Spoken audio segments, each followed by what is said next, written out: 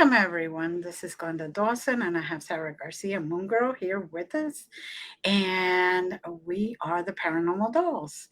We could be seen at the Glenda's Magical Creations channel, on the Conscious Awakening Network, on Roku TV, Amazon Fire TV, Apple TV, and various streaming platforms. Welcome, Sarah. How are you? I'm super excited to have our wonderful guest, Jason, on here, a dear friend of mine. So, yeah, can't wait. So, with that, Jason, welcome. There you go. It's weird when I'm in Orlando on vacation right now Mhm. with my kids, and I was telling them earlier that I'm doing this paranormal podcast today that I'm a guest on, and my son was like, "Why are you on a paranormal podcast? Like, what do you?" And I was like, "I'm perfect for it. I get ghosted by women constantly. I'm like, so I'm the perfect person to talk about But paranormal thank ghosts." you. Yeah, I'll thank be you. sure I'll try to steak. Yeah, and then he followed up with like, "Well, at least you're being interviewed by somebody other than the police for once." That's always a plus. Yes, No, yeah, definitely. yeah, like, hey, Brendan, you just saved me like $500 at Christmas time. Thank you. Oh, kids, I love them. They always come up Well, with most interesting things. So I tell bet us they do. about you. Tell us about Yeah. yourself, Jason. So I'm having an amazing day, awesome day, drinking a blueberry coffee.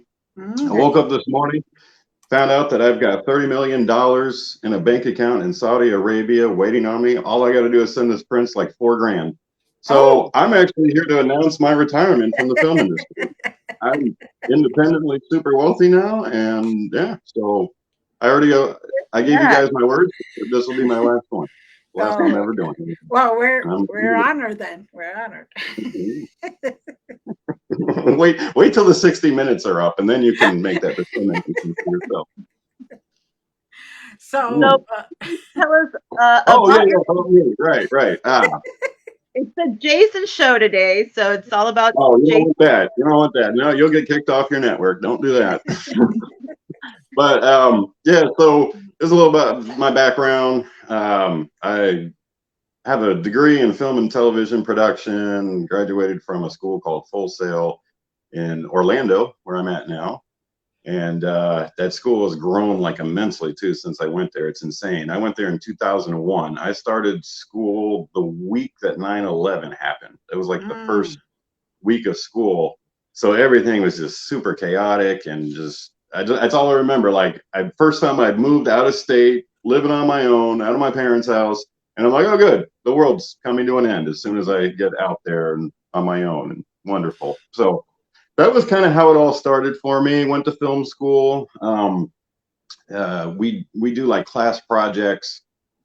It's like a real intense course. When I went there, the highest you could get was an associate. They've expanded now to like a bachelor's you can get in film mm, and television. They do recording, show production for like theatrical shows. They do all kinds of stuff there. It's a really amazing, like kind of technical school. mhm. And it's the kind of place for someone like me that you just like, you don't want to leave. You just go there. It's like a huge playground, studios, sets, equipment, just everything is amazing. So when I got there, I was already really big into writing. I ended up writing a script. Everyone had to write like a little short screenplay for our 35 millimeter class project, and then we all like kind of voted on what script we were gonna go with. And mine ended up getting picked. We made the movie. It turned out really well, and so after that, I had a classmate I was going to school with at the time who was like a multimillionaire already on his own. He really liked the way it came out, and he just literally came up to me one day at the end of class and was just like, "Hey man, we're about to graduate. Like, what's your plans?" I'm like, "I don't know. I guess maybe I'm gonna go to LA." Tell you what, write a script. He's like, "And I'll put up the money and we'll make it." And so that's how at 20, about 24 years old, I guess, I kind of got started in the film industry, which a lot of people don't really get started that way. A lot of people aren't fortunate enough to know somebody that's that wealthy that just wants to make a movie. Yeah. So we ended up making a sketch comedy movie that we did over the like a kind of a lower budget indie movie. Did it for like about $250,000. And techniques that were kind of cool. We would just go out and, to help get distribution, we had this plan. We were like, we're going to buy a few celebrities and we're going to pay them for a day. We're going to bring them in and just shoot, a few scenes, shoot as much stuff as we can with them. And so that was kind of what we did. And we were able to get some different names. Ended up working with a few different agents that were able to, once you get in the door with one, that opens up doors to other people. So, all of a sudden, like, hey, we got Michael Winslow, the guy from Police Academy that does all the voices and all that because he lives here locally. So, okay, great. Oh, I'm sorry, I love sir. Police. Oh, no, yeah. I just Yeah, he was great. He was great working with him. And so then doors opened up for other people. I brought with me, I brought some of my pictures from the sets that I'll show you. One of the people that I got to work with that was amazing was Pat Morita. There's me and Pat.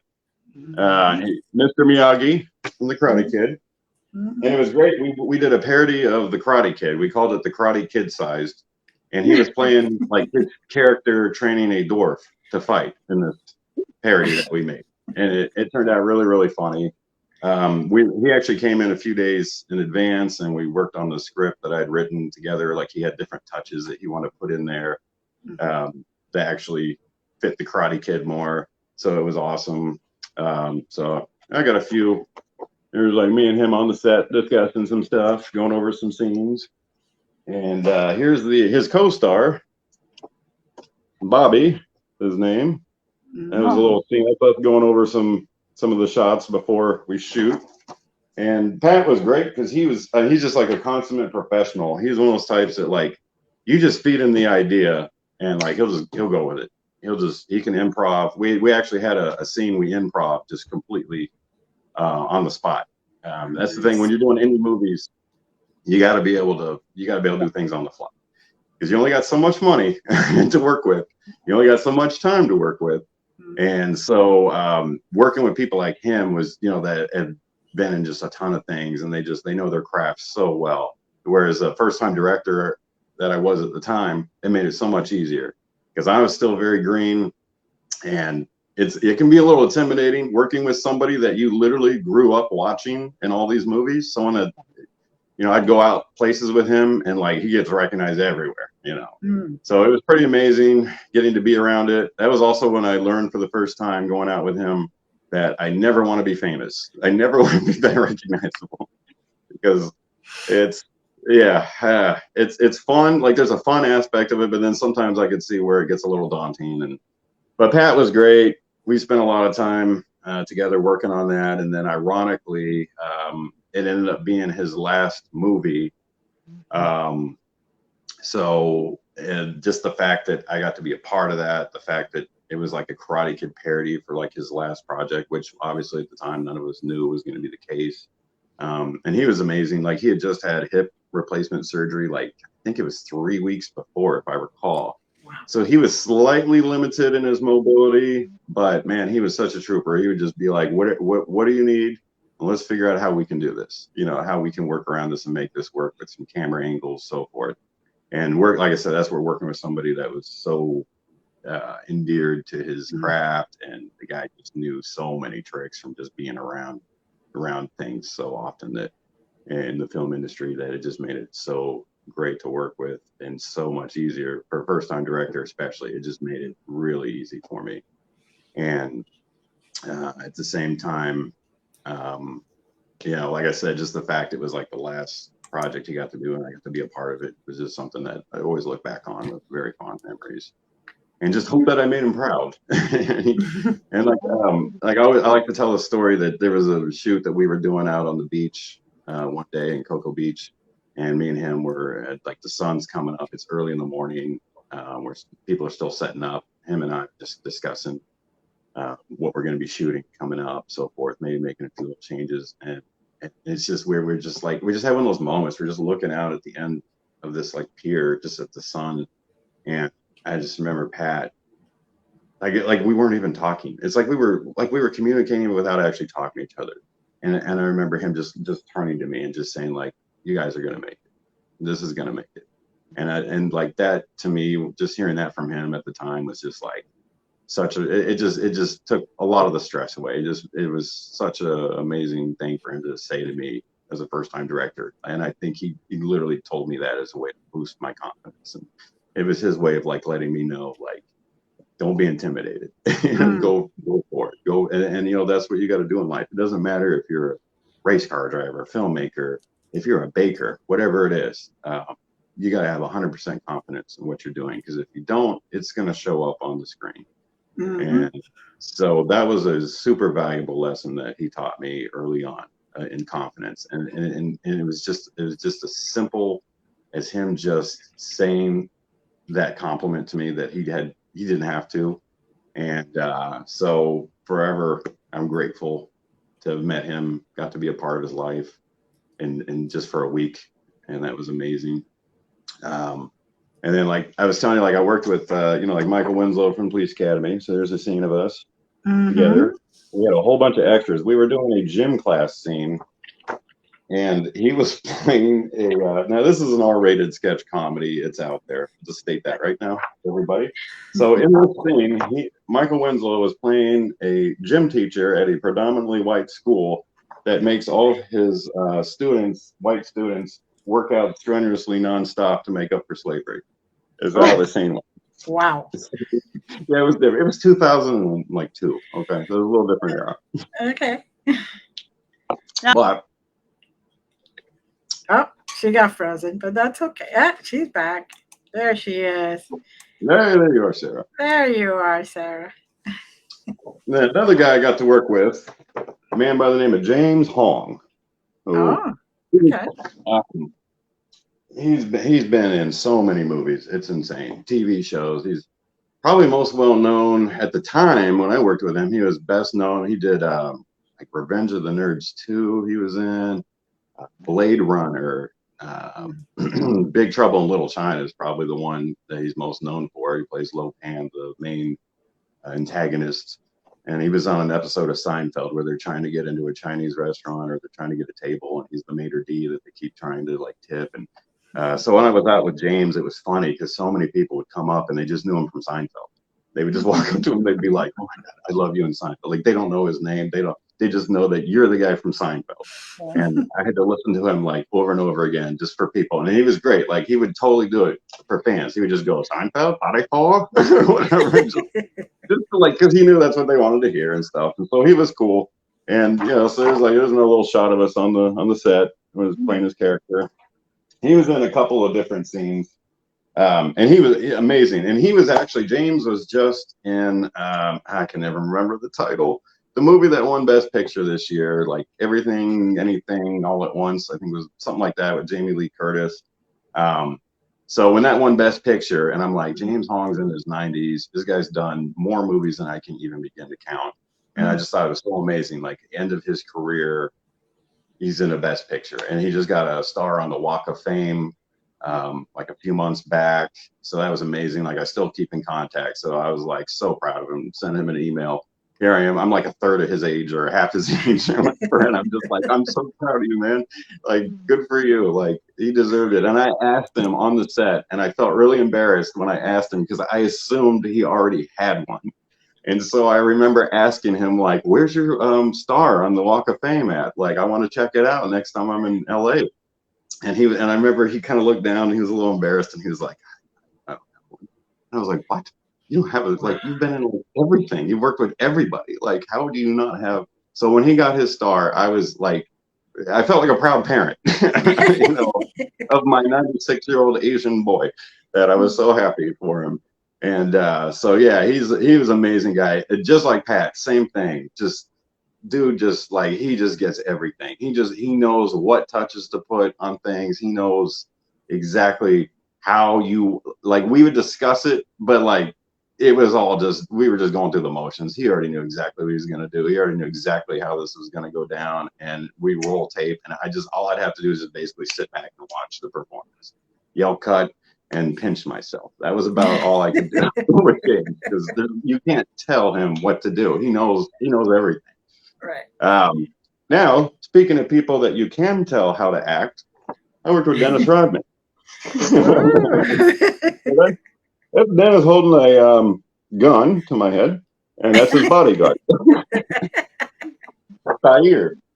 Uh, so, and Dennis was interesting. He was great. We did a couple scenes with him. He loves acting, so he doesn't get as many opportunities. I was a big Chicago Bulls fan growing up, and I was a big fan of Dennis Rodman because when I played basketball in school and stuff, like I liked playing defense. I liked being the guy who did the rebounding. I didn't really care about scoring. So Dennis Rodman, that was his role in the NBA, and so I kind of took to him, and I kind of liked his attitude and stuff, even though he's a little crazy at times. And so it was a real joy getting him in the movie. Very shy guy, which one thing I was very surprised about. I just remember it took a little bit of time to get him kind of warmed up in the morning to everything. Probably because he was at a strip club till 4 in the morning the night before. Maybe, I don't know. That's just what I heard from people. You know, and you have like a 7:30 call time, and you're in strip club until 4. Whatever. Hey, everyone has their own different methods. That's the way I Right. look at it, right? Gino does his thing, Rodman does his thing, whatever. But he was great, though. He was awesome to work with. I got to hear some Michael Jordan stories. So, like, the inner 12-year-old inside of me the whole time was just like geeking out, working with him. But he was cool. And then I also in the movie, and it's, oh, by the way, the title of the movie is Blunt Movie. I should probably mention that. Right. So, Blunt Movie. Yeah, it had a different title, and then they changed it to Blunt Movie when it came out. And it's been some years. Somebody actually sent me a picture of a copy of it, like on DVD in Spain or something, not that long ago.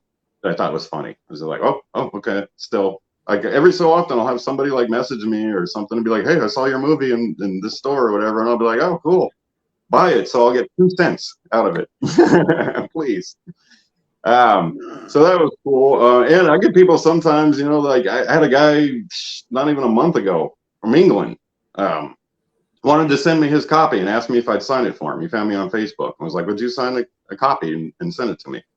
And I had mini posters. So I was like, oh, I'll send you a mini poster with it as well.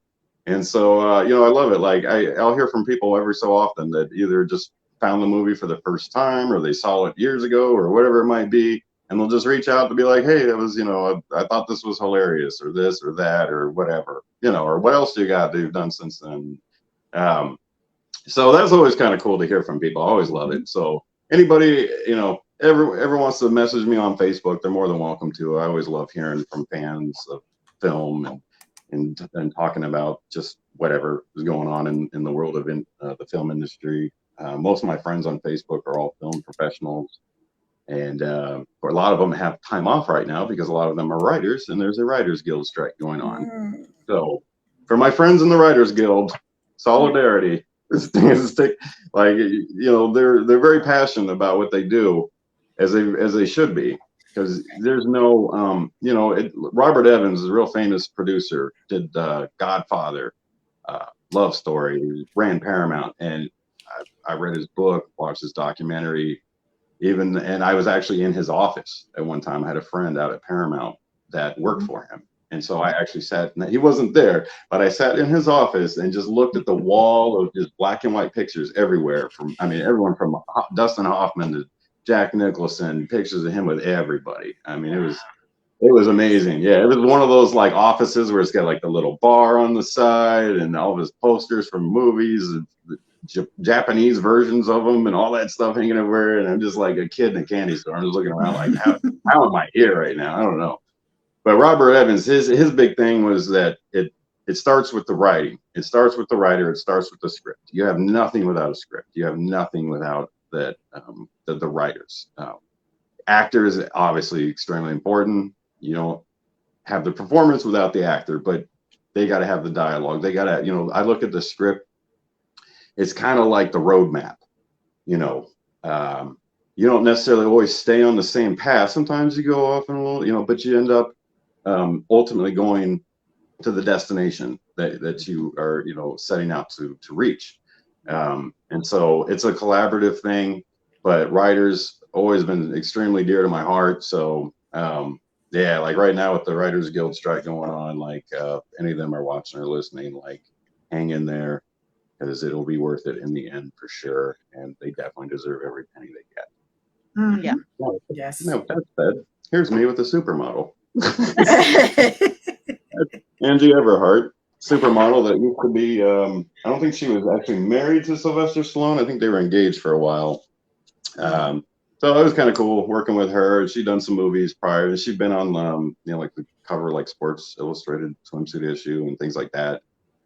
So yeah, it was like, if Pat Morita was intimidating to work with, meeting her and being around her and trying to sound intelligent while I'm like not like wiping drool off my mouth as I'm staring at her, like it was like the most beautiful woman I've ever seen at that point in my life. I was literally just like, wow, how are you here in the same room with me right now? I don't know. But she was amazing. She was great to work with. I worked with, some other like minor kind of celebrities, people from like the Howard Stern show. There's one I always like to show. That's Jackie Martling. We did a nice little horror scene where he's a guy in a bathroom that gets stabbed to death and hacked to death in a toilet bathroom stall. And actually, I'll give a shout out to my friend Alan Ostrander from AEO Studios. He did all the special effects, makeup, and all that kind of stuff. He's an amazing guy who's done a lot of movies. So I've been very blessed. In Central Florida, they do have a lot of good actors and a lot of film professionals. So I always tell people all the time, like, you can do something anywhere. Like LA, yeah, there's a lot of things available to you there, but you can also do it outside of LA. And actually, a lot of people right now are kind of leaving the LA scene, to be honest with you. I was just reading some stories last night, like Mark Wahlberg and some other people have basically just left LA because I guess California's gotten a little too crazy for them or something. That's why I just like to go visit once in a while. I don't know if I want to live there. But that was the movie we did, and it came out, and it was nice. That's the one I guess I'm best well known for directing and so forth, because of the celebrities and whatever we had in there. The thing with Dennis too. Oh, the one story I like to tell. I got my guy, Ray Thunderhawk here, and he has. When I was watching Tiger King not too long ago, it reminded me of him because he literally has tigers, lions, panthers, you name it, goblins, like he has them all. It's like stuff in his backyard. And he let us had a scene where Dennis Rodman is playing this lawyer and involved a tiger. So we had this giant white Bengal tiger in a cage behind him as background while Dennis is wearing this really nice suit we rented him. And he's standing in front of this cage doing his dialogue. Took a few takes because we're in this middle of nowhere, and I got my cue card guy standing there. We're like, all right, ready to go, action. Immediately after I yell action on the first take, the tiger turns around, rears her behind up, and just starts spraying all over the back of Dennis Rodman. And I remember at the time just being like, oh, you gotta be kidding me. And I'm just like, oh, this is insane. Like, we just went in the suit. It's one of the first things we're shooting. We just got urinated on all over by a tiger. And then I remembered that he used to date Madonna. So I was like, you know what? Actually, he probably enjoyed that in hindsight. Because he probably pays good money for that on the weekends, actually. So Got it for free today. Let your flag fly. I don't know, whatever. Yeah, that was kind of my experience working on that movie. And that was a lot of fun. Got me introduced into the world of distribution and, all the other things, because I wore a lot of hats on that movie. I directed it, I produced it, I wrote it. Whatever, when you're doing an indie movie, like, you got to wear a lot of hats. And so I wore a lot of hats on that one. And even on the post-production side, I mean, every day. So we love and support indie film. Like, yes. She loves and supports indie films. That's what she said. Yeah. Oh, okay, gotcha. Sorry. Like, I have a phone right now that is like tinfoil is operating it right now, keeping it going. So I apologize if I don't hear you very good sometimes. But yeah, indie films, like, I'm the same way. I've often joked to people, I'm like, making an independent movie is harder than like taking over a small country. I think at this, it just it really, boy, you talk about like, and I'm glad I was in like when I was doing this movie, I was luckily in my like mid 20s, because like a lot more energy, a lot more all that at the time. Also though, lack of experience, lack of so you learn on the fly. Like you make mistakes, you're gonna make a lot of mistakes in anything, but you learn from those mistakes. And that's why like nowadays I love more than anything, like with all my friends on Facebook that are film professionals, I love picking their brains about whatever. I've got one of my friends on Facebook I didn't even realize for a couple of years is the guy who wrote Sleepless in Seattle until he posted his notes from the original movie on Facebook, and I was like, whoa, I'm friends with the guy from I'm writing him a message right now. I love that movie.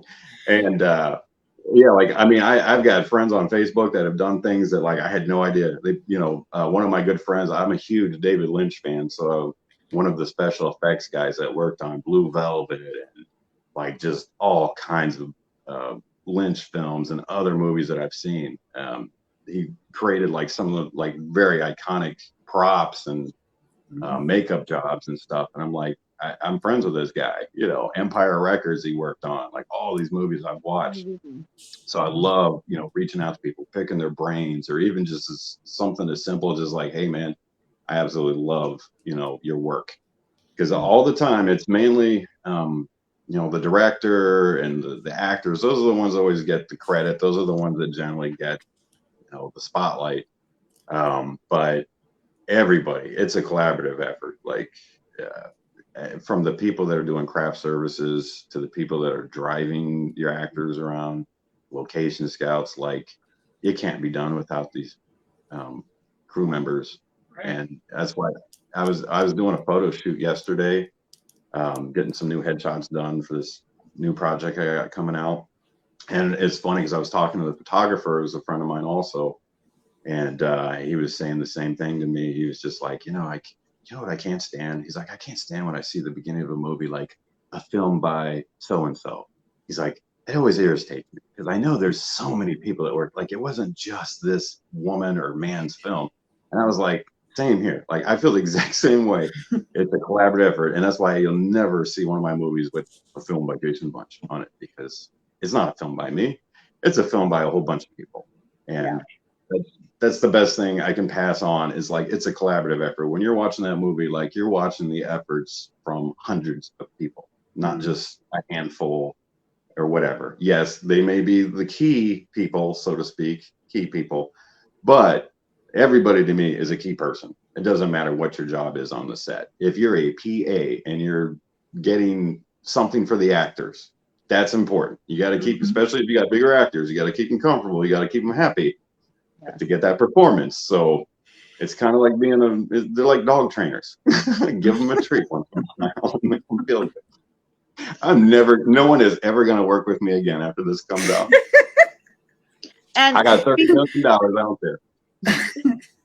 Speaking of new projects, you have this really awesome, spooky new project I'd love for you to talk about, and please promote the crap out of it. Absolutely. All right. So you're referring to McRaven House. Okay. So just a little backstory.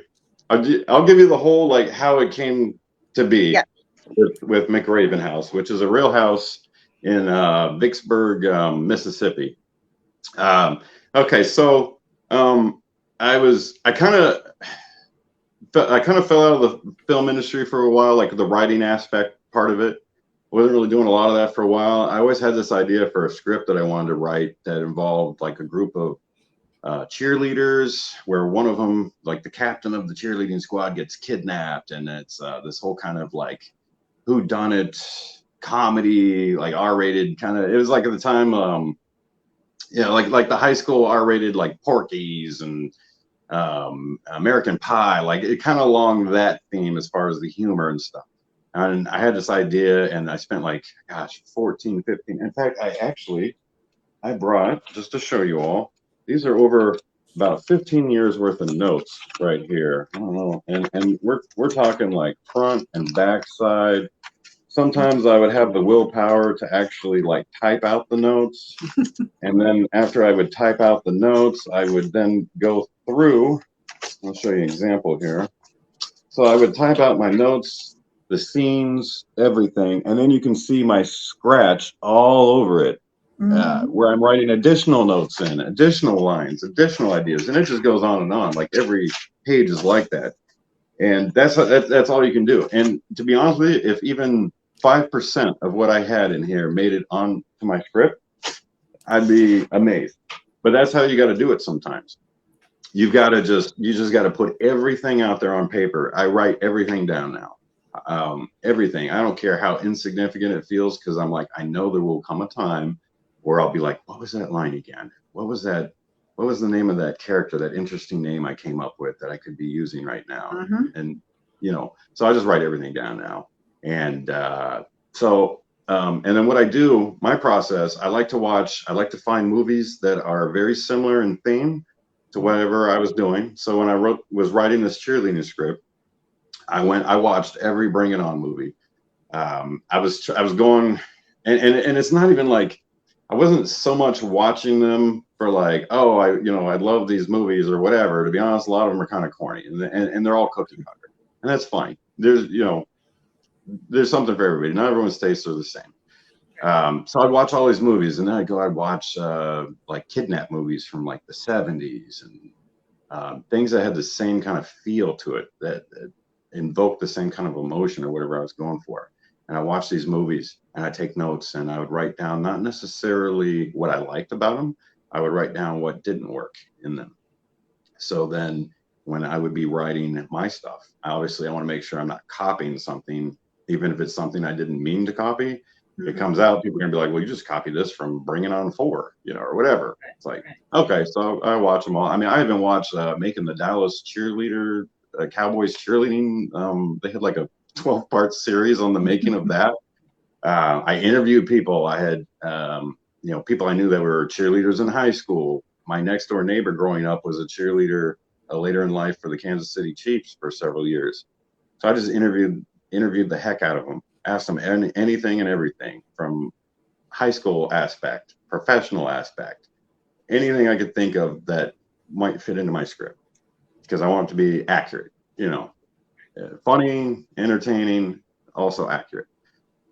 So that's kind of my process, is watch a lot of movies, watch a lot of things. And I wanted, the title of it is Teenage Bikini Babes Washing Cars for Charity. The main character's name is Charity.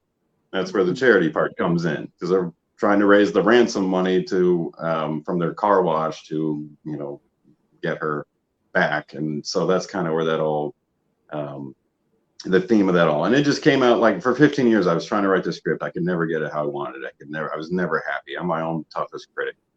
And then finally, when the pandemic was going on, I just sat down, and I said to myself, I'm going to write this script, and I'm going to do it. And that's all there is to it. I don't care how long, I don't care how much I strain my brain over this, I'm going to do it. So I sat down, and over the course of 5 nights, probably about 18 to 20 hours each day, I wrote a rough draft. I did it in 5 days. Something I couldn't do in 15 years, I did in 5 days. And then I turned around and spent the next 5 weeks just going over it over and over and over again until I had it good enough to where I would show it to somebody. So one thing I hate, I don't like showing unfinished work to somebody. For me, I don't know. It's got to be completely done, and it's got to be something I'm satisfied with before I'll even show it to even a friend, let alone somebody in the industry. So when I finally got it done, got it to the level that I felt like it was worthy of showing, I started sending it off to some people I knew out in LA from when I was doing the film stuff prior. Sent it to one good friend of mine that's a producer that I thought, like, if there's somebody who will give me a honest opinion, all that, like, it would be this guy. And I waited several months, kind of thought, uh-oh, I guess they didn't like it because I'm not hearing anything back. So, okay, no big deal. It's writing practice is what I thought. And then one day, get a phone call from a producer, read your script. I love it. He wanted to make it into like a mini series, for like, or not like a mini, but like a series, like a 8-10 parter or something. So I didn't really picture it as. but I'm open to anything. Anything that has dollar signs attached, I'm open. So, so yeah, we worked out an option. This is also in the heart of the pandemic, and it was still going on. No productions going on anywhere. So it kind of got put on the shelf in the meantime. He had a couple other scripts. He liked my style. He liked the humor I had in my script. He had a couple other scripts that he already had options on, and asked me that I would go through them and kind of punch them up a little, add some humor, so forth, or whatever. And so this is where it got risky. One script, I was working on a script for him, and I made this decision about 20 pages in. They basically just wanted me to transfer the script kind of how it was. Like, don't change scenes, don't change characters, just punch up dialogue. That was about it. That was kind of my job. Well, I just couldn't do that. So I ended up after about page 20, like the story it was going in a different direction for me than what they had. And as a writer, I don't know, it's weird. Like the story, you have something really good going when you don't even really have to think about it sometimes. The story just takes you there. And you're just the transcriber. Like a friend of mine once told me in film school, he said, I love film, I love writing, because it's the only way you can ever play God. You get to create the people, you create what they say, you create the situations they're in. And I agree with that to an extent. You do create the people, you do create the situations. But if you have something that's really good, the story is going to go where it wants to go. And it's up to you to follow that story and to go where the characters are wanting to take you, even if it's not what you initially thought. And so when I was doing this rewrite, I was like, this is how they got it, but this characters are telling me that this isn't the story. So I took a big gamble and I let the characters take me where it had to go, and I just transcribed everything and sent it. Actually, I was not even fully done. I was about 80% done with it when the producer called me and was like, hey, I need to see what you got. Like, send me what you have. And as I just told you, I hate sending things when it's incomplete. So I'm like, oh, wow. I wanted to have this thing all the way done before they read it and realized that, like, he changed 80% of her story. And without having the ending in there, the last 25 or so pages, like, they're not going to see how this comes to completion. So I was nervous. I'm like, they may not like this. They may not like this rogue writer who decided that he knows better and whatever, even though in reality it was just, like I said, the story just went somewhere else, and I had to go that way.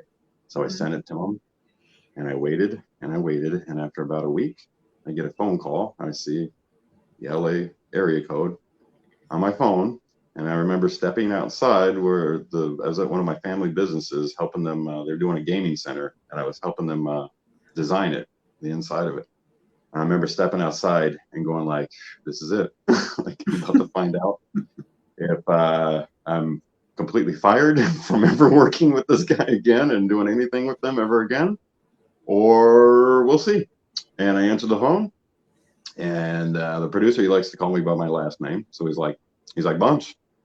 I'm like, yes.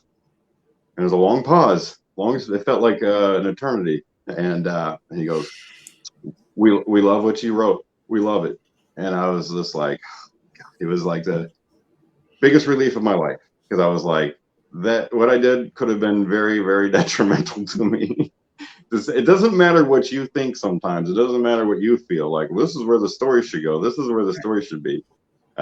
Producer knows best in their minds sometimes. So it's hard sometimes to convince people of like, no, you really need to go in this direction. Well, why?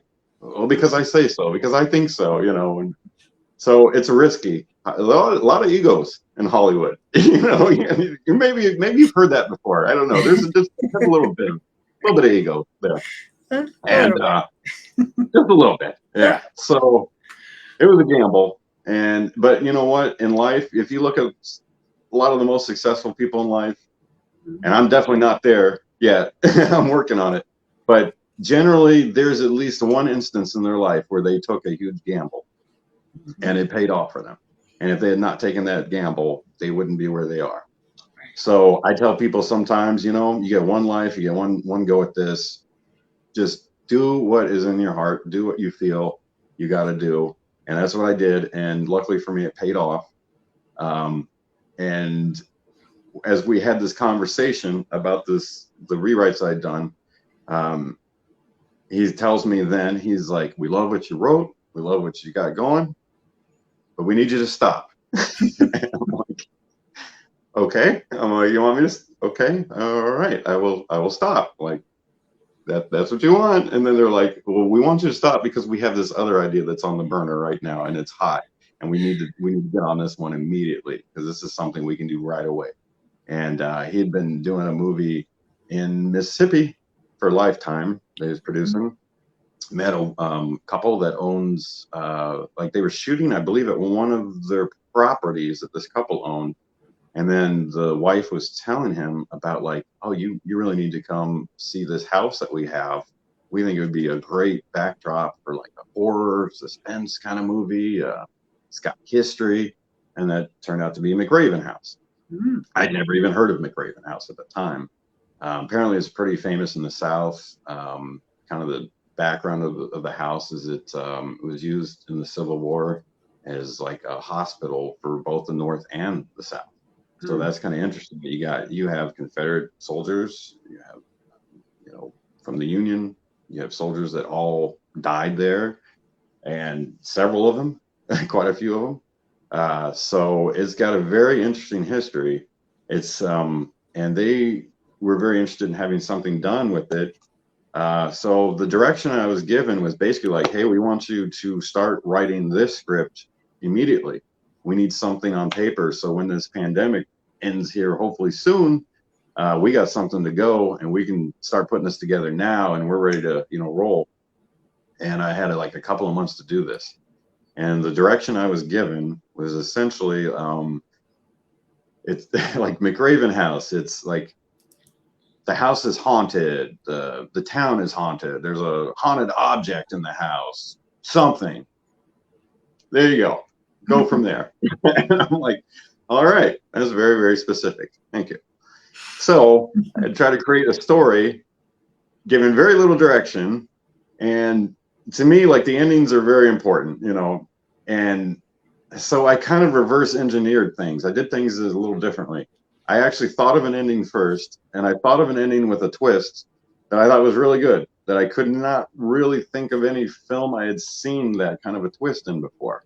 So I was very fortunate. Within the first like 48 hours of working on this, I already came up with an ending. That's usually one of the hardest parts, is come up with an ending. You know, it's about something that's going to really wrap everything up, leave them. You know, you want people. I want people at least walking out of the theater discussing the ending, what it meant, Mm. how it tied in, all that kind of stuff. And it's like I said, it's like a twist ending that you just, in my opinion, I was like, I want to write something that is going to be really good that people won't see coming, because that's what I love. Like I love like the M. Night Shyamalan twist endings and stuff. Mhm. So I wanted to kind of create something as like a little throwback to that.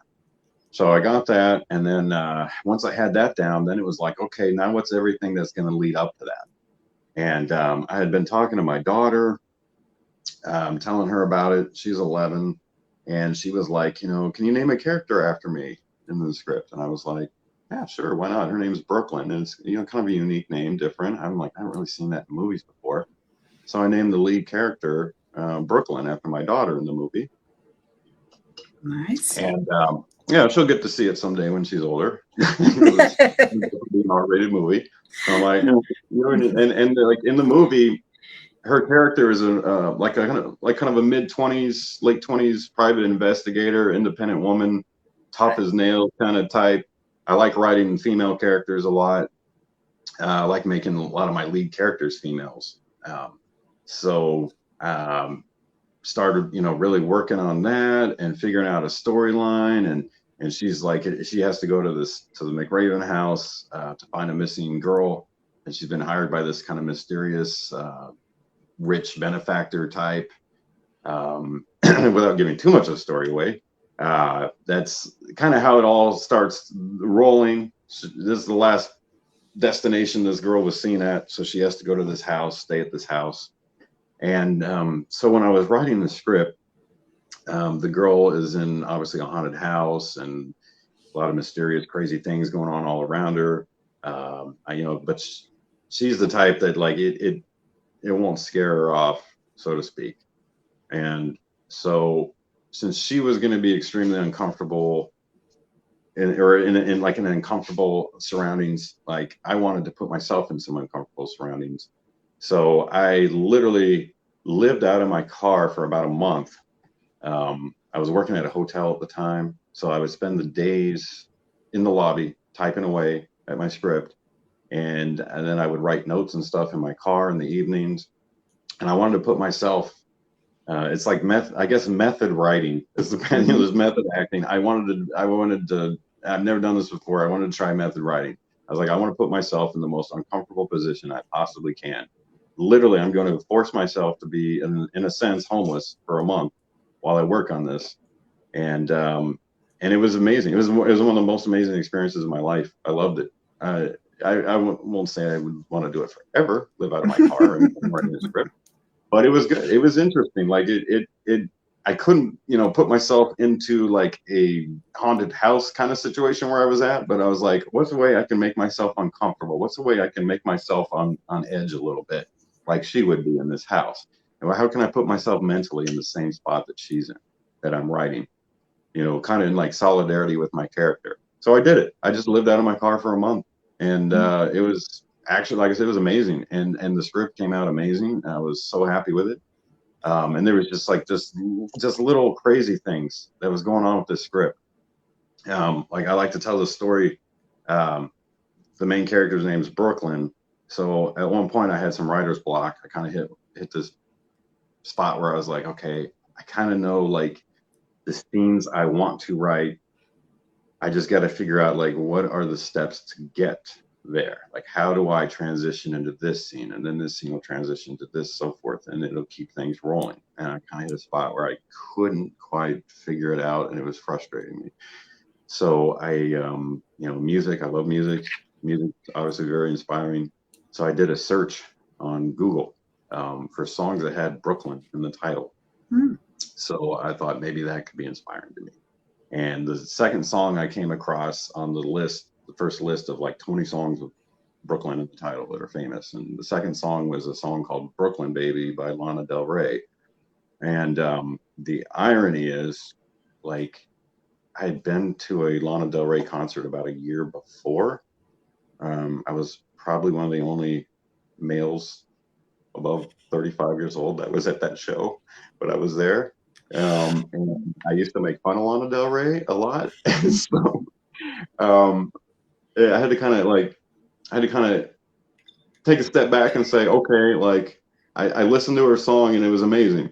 Like her song was very inspiring to me, and it was the weirdest thing that I've ever experienced. Because as I'm listening to this song that I may or may not have heard in the past, I honestly don't remember, but it just had a haunting vibe to the music, her voice, and then I like listening to the lyrics. Some of her lyrics in that song were literally some almost verbatim with stuff I'd already written, and with scenes that I was planning on writing fit with lyrics that were actually in her song. Hmm. That like just like it was just so odd. It was so eerie, and I loved it. And I just started listening to that song before I would start writing, and I'd listen to that song on repeat sometimes while I was writing. It just became like background. I just absorbed, and after that moment, like I didn't have writer's block again. It was just full speed ahead from there. And so now that's become like a new thing of mine. I like to find, I'm working on a new script now. I like to find a song that fits what I'm writing, and it just ties it kind of all together. And then I'll listen to that music before I start writing to put myself mentally um, in the place I got to go, where I need to be at, to give these characters the full attention they deserve and need, and to really, leave no stone unturned, so to speak. Right. And so yeah, so I had to really, it made me reassess things, like making fun of Lana Del Rey for years, and all of a sudden being inspired by one of her songs and writing a script that seemingly seemed to fit a lot of the things that were in her song already. And it's just, I think I was just meant to hear that song. So it's now become one of my favorite all-time songs that so anybody out there, go look up Brooklyn Baby by Lana Del Rey and give it a listen. It's a great song. I love it. And And I'm now, hoping they can get it in the movie. I don't know if they can. Lana Del Rey probably cost a few pennies to get her, I'm right, sure. right. But you never know. I've suggested it. So, did your paranormal experiences help you create some of this movie, some of this horror movie, Yeah, and all that? yeah, definitely. I've had some in my lifetime for sure. Actually, the house I'm in right now in Florida is actually my ex's house that I'm staying with for the week while I'm here. And we get along really well now. We didn't always necessarily. And when I lived here prior, this house, there's history to this house. Somebody had committed suicide in this house back in the late '90s. And when I remember when we were decided we were going to have kids and all that, she owned a few properties, and this was one of them. We were living in a smaller house, so she decided we're going to sell that house. We're going to move to the bigger one. Mm-hmm. And she didn't tell me at the time the history that had happened here. And so right after we moved in, and she kind of told me like, oh, by the way, like this young lady, unfortunately killed herself in this house years ago.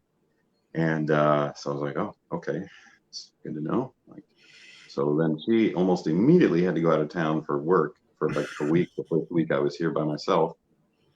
And I'm telling you, the first week I was here, like I distinctly heard a female's voice one night while I was in the shower, yell "Dad" from like the other side of the house. So that was like, wow, great. I slept with all the lights on that night. I've heard doors close on their own. Lots of times actually here. I had a friend over one time, didn't tell him anything about the house at all. And I remember him going into the kitchen when we were just going through the house, showing the house or whatever. And I remember in the kitchen, he stopped in the kitchen and was like, he's like, this is so bizarre. He's like, but I feel like this very, very cold, like presence in your kitchen. He's like, it's so weird. Nowhere else in your house. I just feel it here. Well, turns out that's where she had unfortunately committed suicide, was in the kitchen. And I hadn't told him that or anything. So when he told me that, I was just like, whoa, like, okay.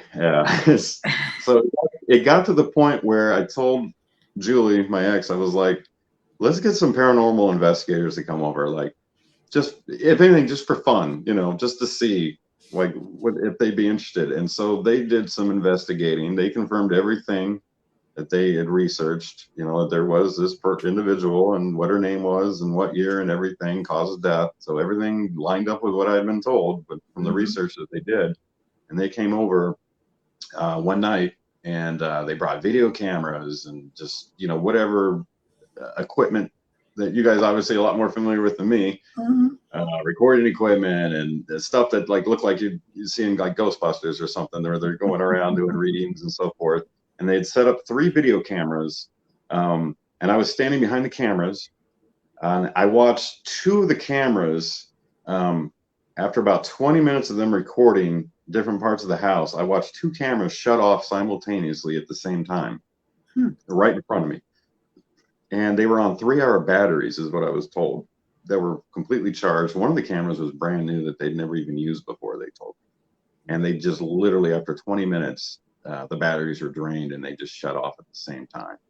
So that was very compelling to have witnessed that. I mean, you hear things, you see things on shows, and I can be a skeptic, and I'll see things sometimes and wonder, like, okay, is that real? Is that something? Is that a camera trick?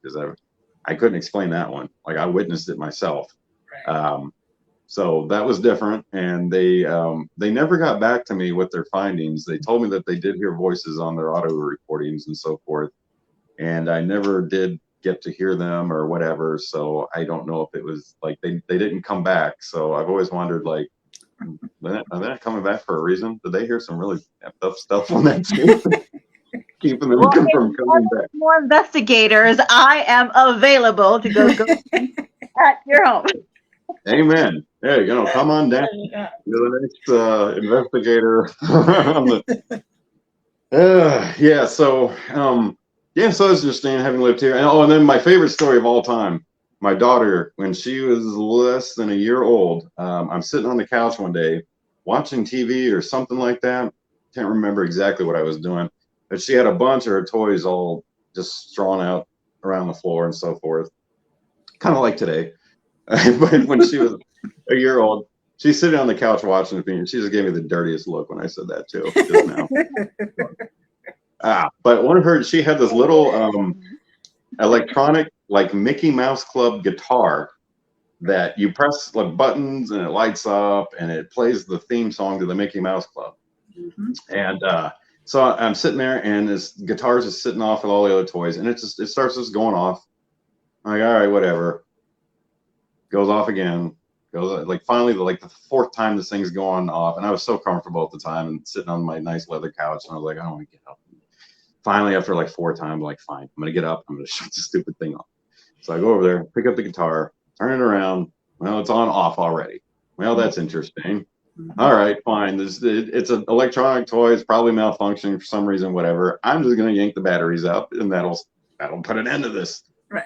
And I take the battery thing off, no batteries in it. So I'm just like, wow, okay. I was like, I give up.